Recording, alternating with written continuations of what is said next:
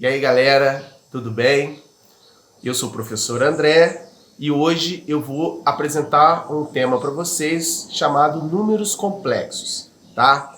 Mas antes de falar sobre números complexos, eu gostaria de deixar claro como é que vai ser a estrutura dessa nossa aula, tá? Tudo que eu for explicar para vocês, eu vou resolver os exercícios no papel, né, na folha aqui, mas vou aproveitar também e vou apresentar para vocês um software chamado GeoGebra, onde que todos os exercícios relacionados à geometria aí, que a gente fizer em relação a números complexos, todos não, mas a maioria eu vou tentar exemplificar para vocês nesse software chamado GeoGebra.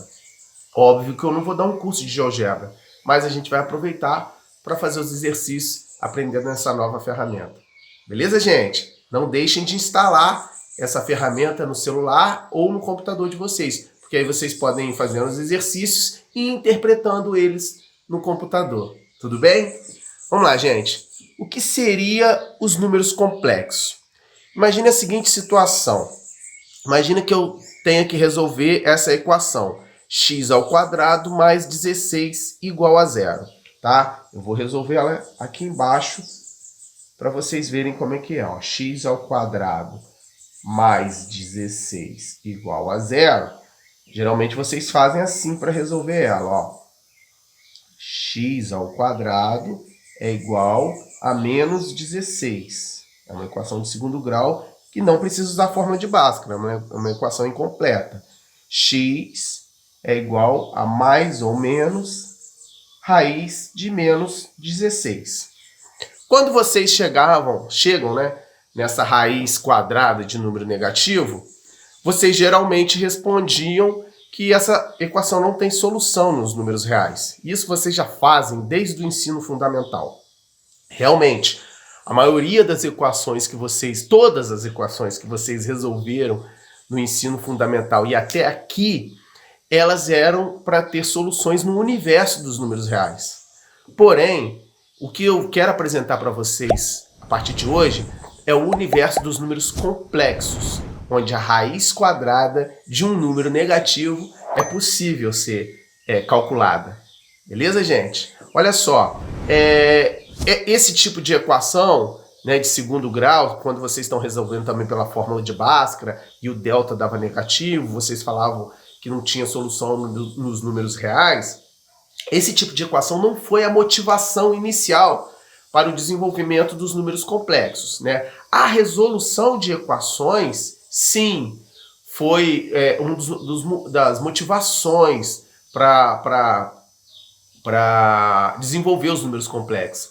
Mas geralmente é a resolução de equações de terceiro grau, de quarto grau. E o mais interessante é que a solução dessas equações que os matemáticos queriam resolver no século XVI, elas não eram equações que davam soluções complexas. Elas davam soluções reais. Mas durante o cálculo, durante o procedimento, apareciam raízes quadradas de números negativos.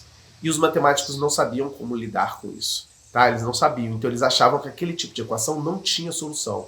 E elas tinham soluções, e essas soluções eram números reais. Só que para chegar nessas soluções, eles precisaram confiar na existência de raiz quadrada de números negativos e fazer a resolução a partir dessas raízes quadradas de números negativos para chegar nas soluções reais. Beleza, gente? Olha só, nesse século XVI, quando foi desenvolvida essa ideia dos números complexos, alguns matemáticos que a gente pode destacar nesse período são o Cardano, tá? Girolamo Cardano e o Rafael Bombelli. A ideia deles era resolver equações de terceiro grau, de quarto grau, e toda vez que eles iam resolver algumas equações dessas, eles caíam em raízes quadradas de números negativos. A priori, dá a impressão que essas equações não teriam soluções, mas elas tinham soluções. E as soluções delas eram números reais. Eles precisavam desenvolver o conceito de números complexos. Beleza, gente? Mesmo esses matemáticos no século XVI, Cardano e Bombelli, terem desenvolvido uma estrutura uma estrutura algébrica para operar com raízes quadradas de números negativos, durante quase 2 séculos, os matemáticos não aceitaram esse tipo de conta. Tá? Eles falavam que aquilo eram números absurdos, números loucos, coisa de gente que não era matemático. Tá? Só que, por volta do século XVIII,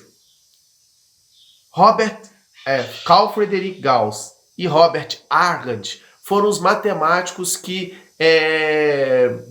balizaram a estrutura, ou validaram, né? A melhor palavra seria validaram as operações com números complexos.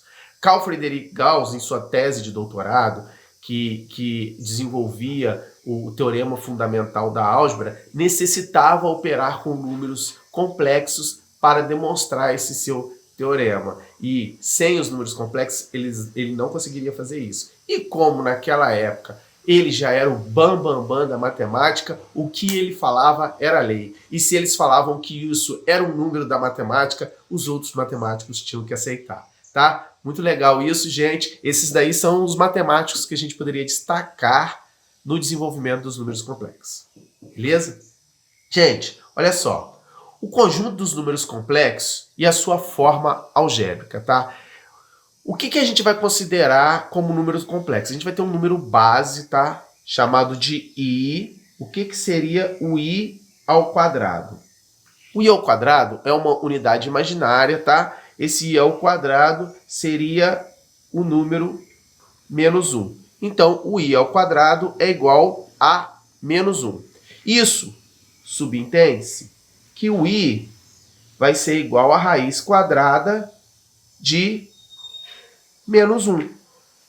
Mas a gente, até então, estudando os números reais, isso era impossível. E agora isso vai valer para a gente, tá? Esses números complexos, tá? A gente vai representar eles algebricamente da seguinte forma.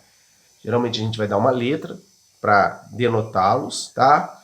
Um número complexo ele vai ser da forma A mais BI, em que A e B serão números reais, pertencerão ao universo dos números reais, e o número I será igual a raiz quadrada de menos 1. Nós chamamos isso de unidade imaginária, tá?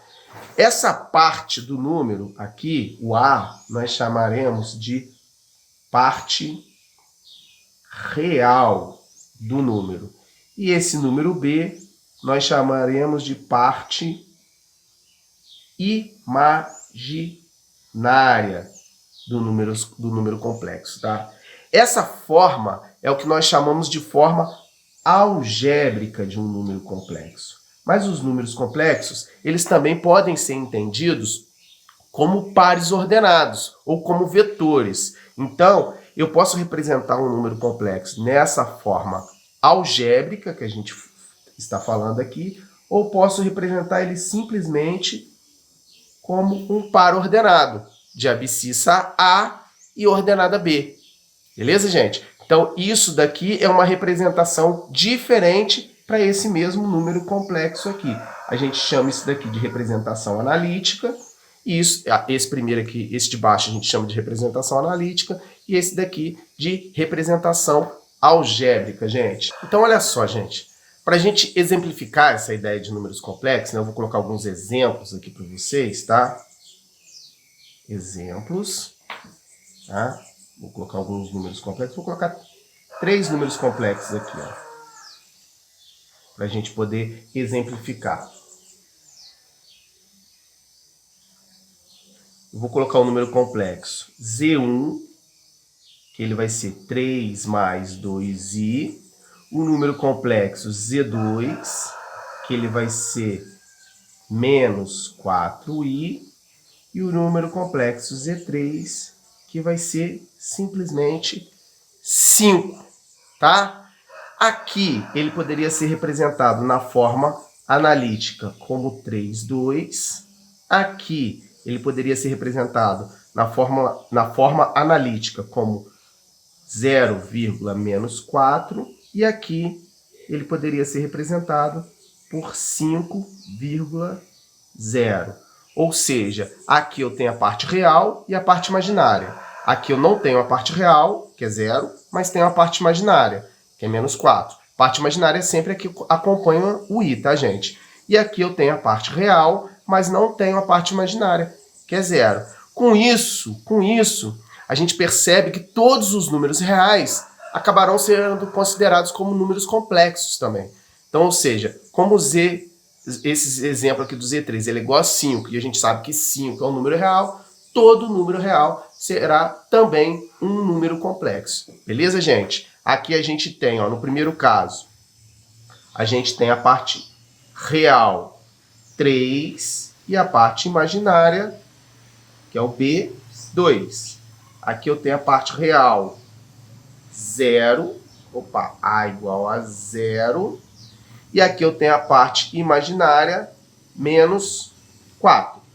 Aqui eu tenho a parte real, 5. E aqui eu tenho a parte imaginária, 0. Quando um número só tem a parte imaginária, a gente chama ele de número imaginário puro. Quando um número só tem a parte real, um número complexo só tem a parte real, a gente fala que ele é um número simplesmente real. Beleza, gente? Todo número complexo, eu falei para vocês que aqui é a forma algébrica do número complexo, né? Eu falei com vocês que aqui é a forma analítica de um número complexo, que isso daqui pode ser considerado como um ponto ou um vetor, tá? E isso pode ser representado num plano chamado de plano de Argand-Gauss, tá? O nome desse plano, obviamente, é em homenagem aos dois matemáticos que balizaram essa ideia dos números complexos. Então, isso seria como uma representação geométrica, ó. Representação algébrica, representação analítica e representação geométrica de um número complexo, tá? Como seria isso? Esse número, por exemplo, z igual a mais bi, ele pode ser representado como um ponto nesse plano de Argand-Gauss. Esse seria o número z de coordenadas A e B, tá? Parte real sempre no eixo X e parte imaginária sempre no eixo Y. Tem alguns casos que a gente representa um número complexo simplesmente como um ponto no plano de Argand-Gauss e tem alguns casos que os matemáticos consideram como um vetor, tá? De origem no zero. Um vetor de origem no zero e extremo no ponto de coordenadas do número complexo, tá? Então essa daqui é a forma geométrica de um número complexo. Então vamos lá? A gente já tem 3 formas para um número complexo, ó. Vou destacar aqui em vermelho, hein, gente? A gente tem a forma algébrica, a forma analítica e a forma geométrica do número complexo. Beleza? Gente, olha só. Todo número complexo, a gente vai ter um conjugado para ele. O que seria o conjugado desse número complexo? Se eu considerar esse número complexo como esse vetor aqui no primeiro quadrante, o conjugado dele será o simétrico a esse vetor em relação ao eixo x. Então, quem seria o simétrico desse vetor em relação ao eixo x? Seria esse vetor representado aqui embaixo, ó. Mesmo tamanho, tá, gente? Seria o mesmo tamanho, ó. Aqui o meu tá com 1,5 cm, tá? Seria ele representado aqui embaixo, ó. Esse seria o conjugado do número z. Ele sempre vai ter coordenadas A, né? Ele vai ter a mesma parte real do número z, só que ele vai inverter, né? Vai ser a parte imaginária dele, em vez de ser b, vai ser menos b. Então, o conjugado do número complexo z igual a A mais bi vai ser o número z barra igual a A menos bi. Então, toda vez que eu pedir o conjugado de um número complexo com vocês vão pegar a letra, vão botar esse chapéuzinho em cima, que é o símbolo de conjugado, vai pegar a parte real e repetir, vai pegar a parte imaginária e colocar o oposto. Então, ó, o conjugado desse 3 mais 2i é 3 menos 2i. O conjugado do menos 4i é o mais 4i. E o conjugado do 5 é o próprio 5, porque ele é um número real, e número real não tem como eu deixar a parte nula negativa, né? Então, beleza, gente. Representação algébrica, representação geométrica e representação no plano de Argand-Gauss. Essa é uma introdução aí dos números complexos, tá? Beleza, galera? Tchau, tchau.